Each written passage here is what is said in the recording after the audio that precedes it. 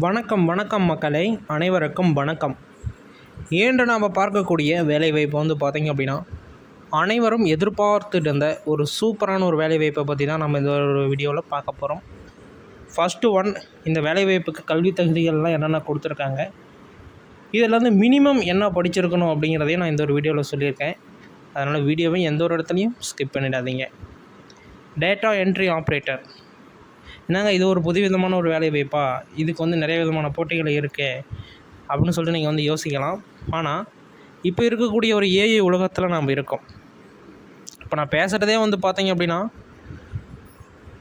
ஒரு ஏஐ அப்படிங்கிற மாரி கூட யோசிக்கலாம். ஏன்னா அந்தளவுக்கு ஒரிஜினாலிட்டி எல்லாமே வந்து ஏஐயில் கொண்டுகிட்டு வந்துட்டாங்க. இப்போ இருக்கக்கூடிய சூழ்நிலையில் இதற்குண்டான ஃபியூச்சர்ஸ் வந்து பின்னாடி இருக்கா அப்படின்னா ஒரு கேள்விக்குறியாக இருக்குது. அதாவது எல்லாமே ஏஐயே பண்ணிருச்சு அப்படின்னா நமக்கு எந்த ஒரு வேலையுமே கிடையாது. இந்த டேட்டா என்ட்ரி வேலை வாய்ப்புமே வந்து பார்த்திங்க அப்படின்னா ஒரு ஏஐ ரெடி பண்ணிட்டோம் அப்படின்னா அதுவே எல்லாமே பண்ணிக்கும், அதுவே டைப் பண்ணிக்கும், அதுவே ரிப்ளை பண்ணிக்கும், எல்லாமே ஒரு செட்டிங் பண்ணி வச்சுட்டோம் அப்படின்னா.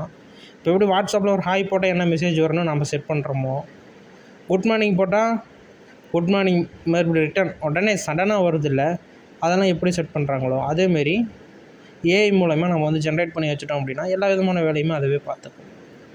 ஆனால் அதுக்கு ஒரு சின்ன ஒரு இது என்னென்னா, டோட்டல் சிஸ்டத்தையே வந்து பார்த்திங்க அப்படின்னா கலெக்ட் பண்ணுற மாரி ஆயிரும். நீங்கள் வந்து பார்த்துருப்பீங்க, இந்த ஒரு ஏஐலாம் பண்ணணும், ஒரு ப்ராசஸ் பண்ணணும், ஒரு இதுமாரிலாம் ரெடி பண்ணணும் அப்படின்னா மினிமம் இருக்கக்கூடிய பிசிஸ் வேணும். அதாவது ரேமு, ஸ்டோரேஜு, எஸ்எஸ்டி, பர்ஃபார்மன்ஸ் பண்ணக்கூடிய லெவல்ஸ் வந்து வேணும். ஓகேங்களா? அந்த லெவல்ஸ்லாம் வந்து நம்ம இதுமாரி ஜாப்ஸில், அதாவது ஒரு கவர்மெண்ட் இருக்கக்கூடிய ஆஃபீஸெல்லாம் இருக்குமானா இருக்காது. பழைய கம்ப்யூட்டர்ஸ் இருக்கும், அது எதே ரிப்பேர் ஆனது அப்படின்னா அதையே சரி பண்ணி அப்படியே காலத்தை தள்ளுற மாரி தான் வந்து இருக்குமோ ஒழிஞ்சு, இப்போ ஒரு டெக்னாலஜி டக்குன்னு எடுத்து இம்போர்ட் பண்ணோம் அவன் கொடுக்கும், நமக்கு இன்னும் அவுட்புட் கொடுக்குமானா கொடுக்காது. அதனால் வந்து பார்த்திங்க அப்படின்னா இப்போ இருக்கக்கூடிய சூழ்நிலையில் ஏஐ வந்தாலுமே இதுமாரி ஜாப்ஸ் எல்லாமே கவர்மெண்ட் ஜாப்ஸ் எல்லா ரிலேட்டடான ஜாப்ஸுமே மேனுவலாக தான் ரெடி பண்ணணும். அதுக்கு மெயின் ரீசன் சொல்லிட்டேன். இதில் வந்து அதுக்குண்டான பிசிஸ் வந்து அவங்களால பை பண்ண முடியாது. அதேமாரி அதுக்கு வந்து ஒரு மென்னுக்கு சேலரி கொடுத்து ஃபிக்ஸ் பண்ணிடுவாங்க. அவங்களுக்கு வந்து ஒரு ஆப்பர்ச்சுனிட்டி கொடுத்த மாதிரியும் இருக்கும். ஓகேங்களா? இந்த ஏஐ யாருக்கெல்லாம் பரவாயில்ல அப்படின்னா ஒரு பெரிய பெரிய கார்ப்பரேட் நிறுவனங்களுக்கு பரவாயில்ல. ஏன்னா அவங்க இன்வெஸ்ட்மெண்ட் பண்ணுறதுக்கு ரெடியாக இருப்பாங்க. அதனால் ஒரு 500 கோடி போட முடியுதுன்னா 500 கோடியை போட்டு அதனால 2000 கோடி 3000 கோடி எடுப்பாங்க. அதே மென்னுக்கு கொடுக்குறோம் அப்படின்னா அது கொஞ்சம் யோசிக்க வேண்டிய சூழ்நிலை வரும்ல, அதனால தான். ஓகேங்களா? ஓகே, நாம் வந்து பார்த்திங்க அப்படின்னா இப்போ நம்ம டாபிக் உள்ள போகலாம்.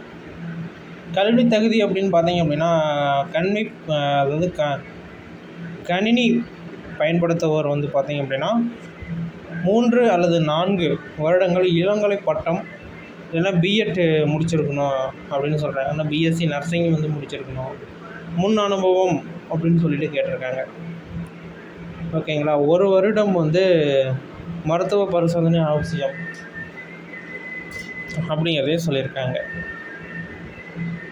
வயது வரம்பு அப்படின்னு பார்த்திங்க அப்படின்னா 18 வயசுலேருந்து 30 வயசு வரைக்கும், அதாவது 30 வயசுக்குள்ளே இருக்கணும். 30 வயசாக இருந்தால் கூட ஓகே, 30 வயசை தாண்டக்கூடாது. 31 நடக்குதுன்னா 30ன்னு சொன்னோம் அப்படின்னா நாட் எலிஜிபிளாக வந்துடுவீங்க. அதை மட்டும் நீங்கள் வந்து பார்த்துக்கோங்க. அதுவே வந்து நீங்கள் எஸ்சி எஸ்டி பிரிவினராக இருக்கீங்க, பெண்களாக இருக்கீங்க, எக்ஸ் சர்வீஸ்மேனாக இருக்கீங்க, பிடபிள்யூடியாக இருக்கீங்க அப்படின்னா உங்களுக்கு வயது தளர்வுகளும் ஒன்ஸ் கொடுப்பாங்க. நீங்கள் ஒன்ஸ் அதை அப்சர்வ் பண்ணிக்கிட்டு நெக்ஸ்ட்டு ஸ்டெப்பு போகிற மாதிரி இருக்கும். ஓகேங்களா? அடுத்தது சம்பள விவரம் வந்து பார்த்திங்க அப்படின்னா மந்த்லி 20,000 ரூபாய். டேட்டா என்ட்ரி ஆப்ரேட்டருக்கு எவ்வளோ கொடுத்துட்டு இருந்தாங்க அப்படிங்கிறதும் தெரியும், இப்போ எவ்வளோ கொடுத்துட்டு இருக்கிறாங்க அப்படின்னும் தெரியும். ஆனால் இப்போ கொஞ்சம் அதிகமாகவே வந்து பார்த்திங்க அப்படின்னா இப்போ எடுக்கக்கூடிய ஆட்களுக்கு சேலரி கொடுத்துருக்காங்க. ஓகேங்களா? இது எல்லாமே நீங்கள் வந்து நினைவில் வச்சுக்கிட்டு தான் நீங்கள் வந்து அப்ளை பண்ணணும். இந்த வேலைவாய்ப்புக்கு விண்ணப்பிக்கலாமா என்ன ஏது அப்படின்னு சொல்லிட்டு. ஓகேங்களா? ஓகே, தேர்வு செய்யும் முறை. குறுகிய பட்டியல் எழுத்துத் தேர்வு மற்றும் திறன் தேர்வு. அதாவது எழுத்துத் தேர்வு நடக்கும், இன்டர்வியூ நடக்கும். நீங்கள் உங்களுக்கு உடம்பெல்லாம் செக் பண்ணுவாங்க, மெடிக்கல் சர்டிஃபிகேட் கேட்பாங்க. விண்ணப்ப கட்டணம் வந்து பார்த்தீங்க அப்படின்னா அனைவருக்கும் கட்டணம் இல்லை அப்படின்னு சொல்லியிருக்காங்க. ஓகேங்களா, இதுதான் வந்து சொல்லியிருக்காங்க. இன்னும் அதிகப்படியான தகவல்கள்லாம் பார்க்கலாம். அதேமாரி இதுதான் வந்து வெப்சைட்டு. இந்த வெப்சைட்டுக்குள்ளே வந்துடுங்க. இதை காப்பி பண்ணி கூகுளில் போட்டு வெப்சைட்டுக்குள்ளே வந்துட்டீங்க அப்படின்னா உள்ளே பார்த்தீங்கன்னா இதுக்குண்டான லிங்க் கொடுத்துருப்பாங்க டவுன்லோட் பண்ணுறதுக்கு. டவுன்லோட் கொடுத்து உள்ளே வந்துட்டீங்க அப்படின்னா நீங்கள் வந்து இங்கே கொடுத்துருப்பாங்க, பார்த்து எல்லாமே வந்து தெரிஞ்சுக்கலாம். ஓகேங்களா, அடுத்தது இது எல்லாமே டீட்டெயிலாக கொடுத்துருப்பாங்க, செக் பண்ணி பார்த்துக்கோங்க. இதுமாரி பயனுள்ள தகவல்களை தெரிஞ்சுக்க நம்மளோட சேனலை சப்ஸ்கிரைப் பண்ணிக்கோங்க.